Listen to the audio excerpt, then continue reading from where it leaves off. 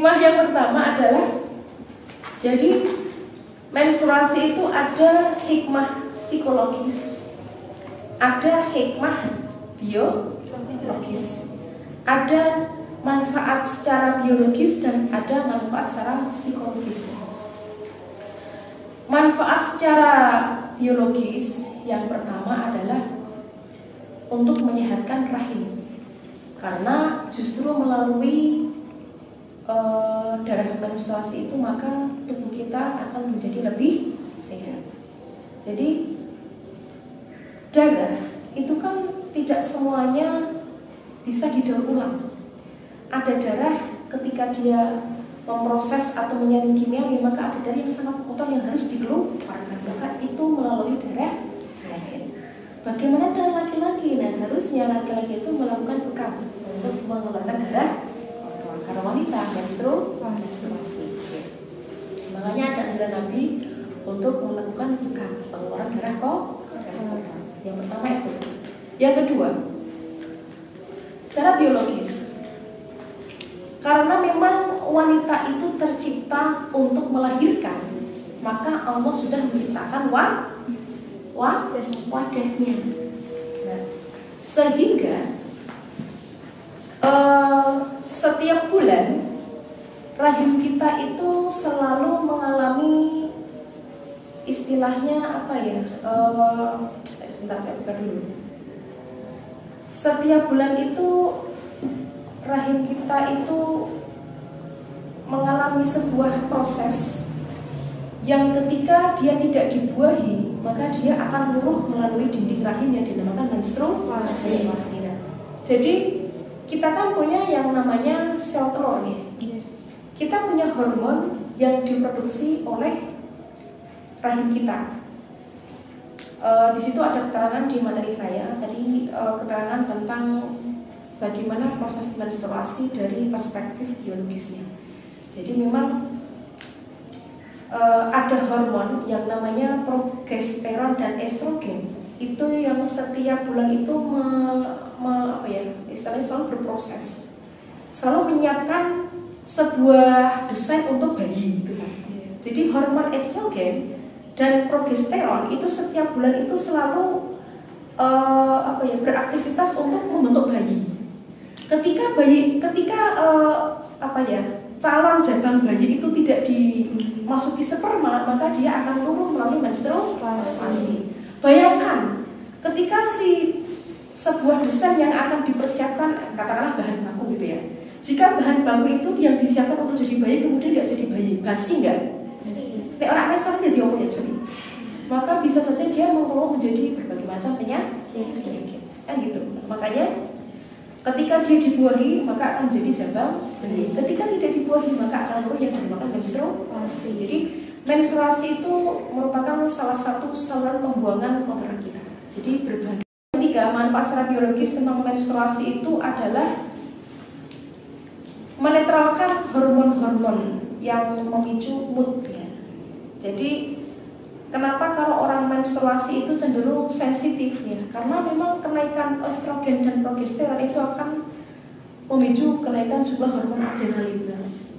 Hormon adrenalin salah satunya adalah menaikkan sensitivitas emosi kita. Makanya lebih cenderung sensinan dan seperti itu. Jadi ya wajar gitu ya. Yang kedua adalah hikmah secara psikologis. Secara psikologis, yang pertama adalah melatih kita untuk berperilaku telaten dan prigel ya. Seandainya nanti kita merawat bayi yang penuh kotoran gitu. Karena kita dikasih menstruasi, maka kita akan selalu berusaha untuk membersihkan jalan-jalan terburuk kita. Kan bahwa itu kan paling buruk ya. Wasa asabila gitu. Jadi memang wanita kita itu diciptakan dari jalan terburuk di bawah, dari sebuah cairan yang hina gitu, namanya mani. Jadi memang dalam Al-Quran dikatakan mani itu cairan hina gitu, maka jangan berperilaku sombong, kamu tuh hina gitu ya. Bukan hina, maksudnya hina itu bahan baku kita itu dari sesuatu yang hina, yaitu mani yang seperti itu. Makanya menstruasi ini membentuk karakter kita untuk selalu membersihkan Nek kita terbiasa membersihkan sesuatu yang kotor dari kita yang paling hina, maka ketika kita punya bayi, kita juga akan terbiasa membersihkan kotoran bayi. Yang paling parah itu adalah feses bayi gitu ya. Karena saya sudah pernah punya anak ya, sudah pernah mengalami lah bagaimana merawat bayi. Yang pertama itu, jadi melatih seorang istri atau wanita untuk prigel itu partikel, cekatan gitu ya, cekatan secepat tanggap, dan telaten ketika merawat bayi yang penuh dengan kotor. Jadi memang merawat bayi itu nggak mudah. Sidik-sidik lagi berisal ini, lagi berisal ini, nyantor meneh gitu ya. Lagi berisal ini, gumuh meneh, gumuh itu tahu nggak? Mutah itu yang putih-putih, mangkuli seperti itu gitu ya. Kemudian yang kedua adalah karena kita terbiasa merawat hal paling kotor di tubuh kita, maka diharapkan ketika kita sudah bersuami gitu, kita akan lebih telaten untuk menjaga kebersihan suami. Lebih telaten menjaga kebersihan suami. Misal baju suami ada yang sobek, telaten dijadikan. Ketika ada baju suami yang kotor, tidak botok gitu ya, tapi langsung kita cuci. Tahu botok kan? Botok itu rumput sampai banyak gitu ya. Oke. Yang ketiga, mempersiapkan kita, membentuk karakter kita untuk cepat tanggap, prigel, telaten menjaga kebersihan di segala hal. Tidak hanya hal yang paling kotor di tubuh kita, tapi juga untuk bayi kita, suami kita, hal-hal di lingkungan kita. Coba kalau kita nggak pernah mengalami menstruasi, ibaratnya nih pondok nggak pernah resik-resik gitu ya, nih pondok nggak pernah masak, lagi nih tenggeri morotua jadinya bingung, morotua nih resik-resik akan pinjel kan seperti itu, morotua nih masak nanti emang. Tapi kalau di pondok, saya dulu kan pernah pondok di pondok tradisional salah gitu ya. Kayak pondok biasa roan, biasa kerja bakti, biasa eleng dalam gitu ya. Biasa mencuri pasar, menjaga pondok, biasa resek-resek, ngepel. Nah itu nanti kalau kita sudah berumah tangga, kita akan cepat tanggap cekatan dan prigel partikel. Partikel itu kayak donor. Donor itu apa ya? Ya cepat tanggap gitu loh. Sama ketika kita terbiasa membersihkan organ-organ kita yang paling kotor, maka setiap ada hal-hal yang agak kotor kita akan cepat tanggap. Oke, itu yang ketiga. Yang keempat adalah wanita memang secara kodrat. Wanita secara kodrat memang Allah ciptakan sebagai pribadi yang pemalu, isinan kan itu. Nah, akan tetapi wanita itu nafsunya gede, bukan birahi loh ya, tapi nafsu. Nafsu sama birahi beda. Kalau birahi itu laki-laki besar, gitu ya. Nafsu wanita yang besar. Nafsu ini orang itu apa? Tuh suka hal jaluan gitu loh. Pengen maca, pengen baju, ngerti panci yo matanya hijau, ngerti baju matanya hijau, sandal matanya hijau, tas matanya hijau gitu ya. Ngerti perit-perit lipatnya hijau, ngerti lipstik lipatnya hijau, ngerti buku apik hijau, boneka yo hijau. Jadi memang coba kalau kita perhatikan, cewek sama cowok barangnya kayak mana? Itu karena dia nafsunya banyak. Nafsu itu bukan birahi, kalau birahi itu lebih pada hasrat seksual. Memang kalau hasrat seksual, laki-laki diciptakan lebih tinggi, meskipun ada catatan di mana wanita itu lebih tinggi. Tapi secara umum, secara birahi memang laki-laki lebih tinggi daripada wanita. Tapi nafsunya wanita lebih banyak. Jadi kita tuh selalu mempunyai nafsu untuk memiliki apa-apa. Laki-laki sama perempuan maknya banyak mana variannya. Gimana sih kuliner tapi pengennya makan itulah, makan ini, es itu, es krim, macam-macam, kemudian macam-macam itu wanita gitu kan. Jadi wanita itu diciptakan isinan tapi nafsunya banyak. Sehingga wanita suka jalan-jalan, suka shopping kan gitu. Maka Allah menciptakan menstruasi agar wanita ada kalanya malas untuk keluar karena rasa badan tidak enak gitu. Jadi Allah menciptakan menstruasi agar wanita mengurangi mobilitas. Gitu gitu. Kenapa wanita harus mengurangi mobilitas? Karena wanita itu pusatnya fitnah. Contoh ini pejabat MPR DPR. Rata-rata korupsi itu dilakukan bukan karena pribadi suami, bisa karena istri. Di sini sahamnya banyak, suami yang ditekan. Atau ada wanita lain yang menggoda suami orang yang ada di parlemen, maka selingkuhannya banyak. Jadi bukan si laki-laki yang mencari, tapi wanitanya yang menawarkan diri, cantik-cantik, seksi-seksi. Nah, makanya wanita itu adalah sumber fitnah. Maka dalam surah An-Nur 18, firman Allah dalam redaksinya adalah mendahulukan zaniyah daripada az-zani. Az-zaniyatu waz-zani wajlidu kulla wahidin minhuma atau jaldah. Jadi redaksi Allah mendahulukan wanita karena wanita ini yang menjadi pertama kali sumber fitnah. Kan gitu gitu. Perselingkuhan terjadi karena wanitanya yang gatal gitu loh. Meskipun laki-laki gatal, kalau wanita nggak menanggapi juga itu tidak akan terjadi. Atau mungkin wanita merasa nggak gatal tapi pakaiannya yang gatal gitu ya, pakaiannya yang menarik perhatian, maka itu bisa saja terjadi hal-hal yang menarik fitnah. Maka Allah itu menciptakan haid pada wanita agar wanita mengurangi mobilitas. Ketika panjenengan menstruasi, kira-kira rasa badannya enak atau tidak? Tidak.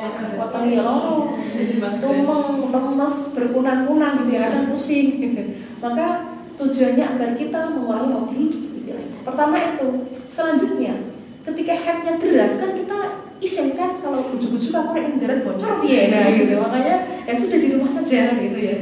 Itu adalah tujuan Allah menciptakan haid secara psikologis. Kemudian yang kelima adalah haid itu menandai baligh pada wanita dan menandai akhir baligh ketika wanita tidak lagi mengalami menstruasi. Yang keenam adalah haid itu menjadi menentukan masa salah tata kuru. Meskipun salah tata kuru ini mempunyai banyak penafsiran, kan ini kan masih mutasyabih bil muhkam ya, maksudnya masih ayat yang masih menimbulkan berbagai penafsiran. Salah tata kuru ini 3 kali suci atau 3 kali haid, kan seperti itu, masih ada perdebatan kontroversial. Nah, tapi intinya bahwa haid ini yang menentukan masa dan ketika cerai atau suami meninggal. Kemudian yang ketujuh adalah haid itu salah satu cara untuk mengeluarkan kotoran. Jadi mengatakan kotoran jiwa. Setelah haid, ternyata Allah itu memberikan kesucian jiwa pada orang yang mengalami menstruasi. Ini pernah saya alami. Ketika saya di pondok dulu kan saya mengamalkan ijazah Al-Manar Qalbi sama Ar-Rahman. Jadi ada ijazah yang dari Mbah Nasyar itu situ. Jadi Ar-Rahman Al-Quran. Jadi doa atau amal padang hati biar kita nggak gampang sensinan, biar kita nggak gampang meledak-ledak, biar kita nggak gampang kayak dilok iki artinya longgar gitu loh.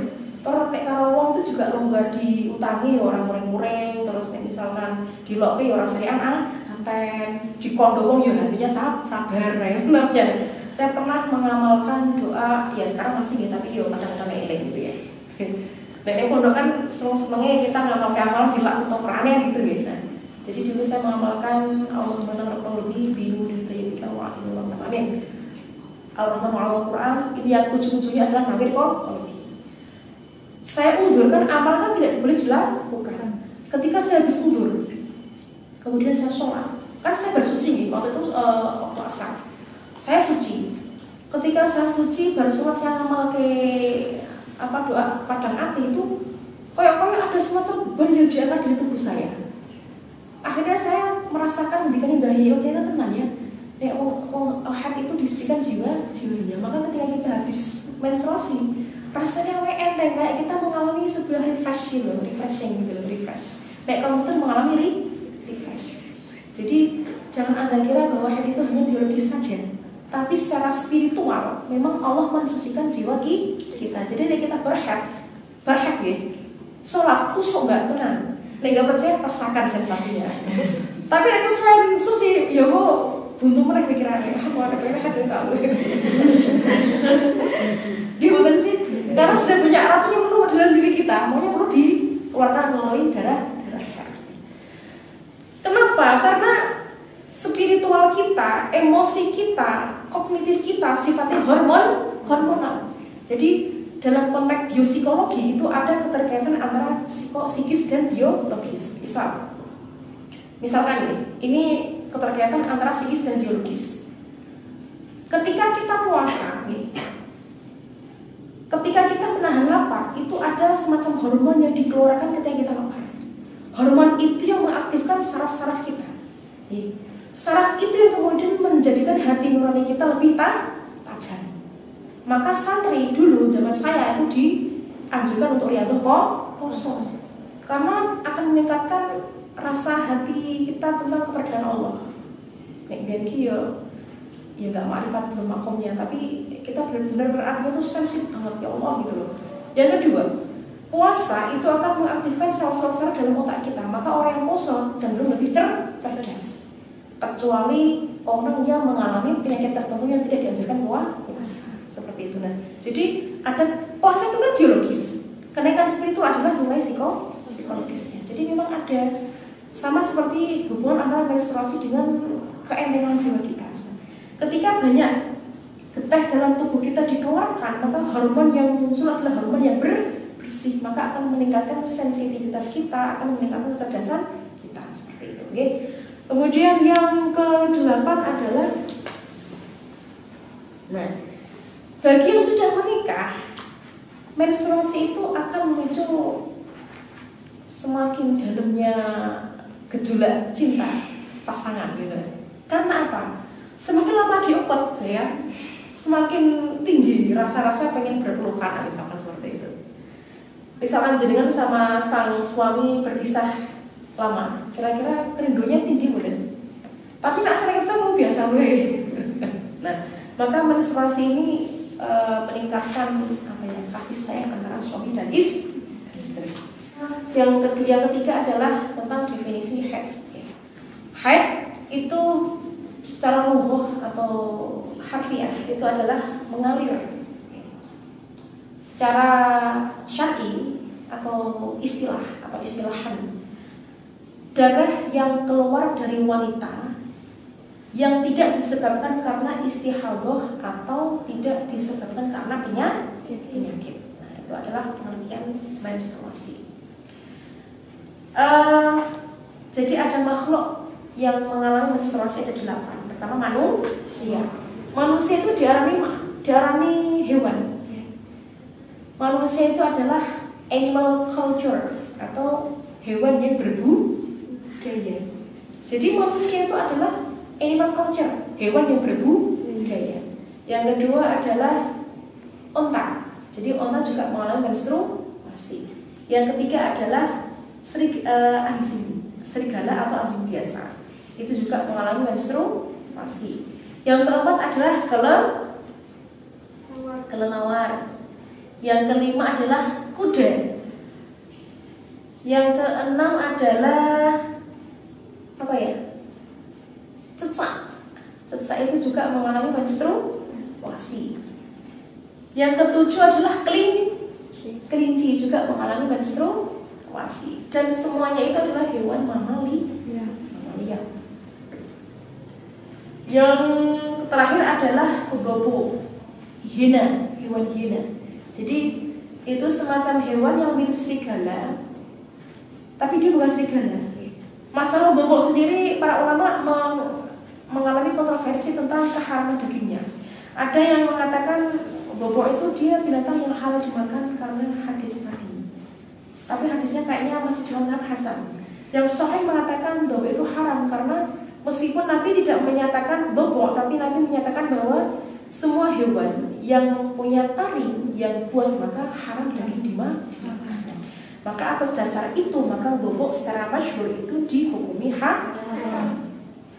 Tapi di sini kayaknya ada yang mungkin di Hulu Belantara ya, kayak Kalimantan mungkin ya, di sini kayaknya ada. Ada hal-hal yang perlu kita ketahui terkait tentang biopsikologi orang menstruasi. Jadi memang menstruasi itu diatur oleh otak kita yang bernama hipokampus. Jadi menstruasi itu diatur dalam otak kita di tengah sini yang bernama hipokampus. Memang secara medis. Memang itu mitos ketika wanita menstruasi tidak boleh melakukan mandi keluar, tidak boleh, itu katanya kan mitos ya. Tapi ada semacam aliran darah di otak yang ketika menstruasi itu dia bahaya ketika terkena aliran air. Maka ketika mungkin nek saya seperti ini, dulu saya ketika menstruasi memang nggak keramas gitu ya, menumpuk oke. Tapi saya punya punya dasar hadis lagi, amal tufatu minal iman. Karena saya berinteraksi, saya bersosialisasi. Nek saya menstruasinya lama 10 hari, nggak keramas, aktivitasnya padat. Lah selesai orang nih masak gitu ya. Saya turun saya masak karena saya mempertimbangkan bukan saya tapi sosialisasi interaksinya gitu kan. Jadi menjaga kebersihan salah satu bentuk kita menjaga lingkungan, termasuk membuat nyaman orang di dekat kita. Karena dasar al-adhafatu minal iman, maka saya menggunakan boleh menstruasi keramas asalkan pas jangan keluar merah. Itu bahaya. Jadi coba jadikan kita ini ketika merah terus-terus jalan keramas pasti akan ada efek yang nggak baik obatnya. Rasanya koyok sering-sering kepala gitu kan. Kadang-kadang koyok bir-bir nah itu karena nggak bagus. Di hipokampus ini ada salah satu sel saraf yang mengatur peredaran darah otak yang memang bahaya ketika menstruasi itu dia terkena aliran air. Karena ternyata rambut kita ada ion-ionnya, Mbak. Ambok pucuk rambut terkena air itu akan disalurkan sinyalnya ke dalam otak. Maka nek wong sholat, basuh rambut rambut tekan pangkalnya cukup dipucuk saja kan boleh seperti itu. Ya. Orang misalnya rambut ya Mbak ya, kita basuh kan nggak harus dari pucuk apa Mbak. Ini tuh ya oleh tuh biru-biru pun kan boleh, nggak harus sampai di kulitnya. Karena apa? Di dalam ini sudah ada ion yang menyalurkan sampai ke dalam otak kita. Maka orang head itu tidak diwajibkan untuk melakukan wudu kan gitu. Itu boleh tapi tidak wajib kan sunnah ya kalau begitu. Jadi memang boleh kita melakukan keramas tapi pas jangan ketika merah-merahnya. Mungkin ada suatu mapel atau suatu coklat-coklat boleh. Kan yang merahnya nggak sesuai Mbak, paling 2 hari 3 hari kan. Saya betah atau nek orang keramas tolong gitu. Saya kira cukup sekian dulu ya. Jadi masalah keramas memang katanya mitos, tapi memang ada bukti penelitian terbaru yang menyatakan memang berdampak nggak bagus untuk kesehatan.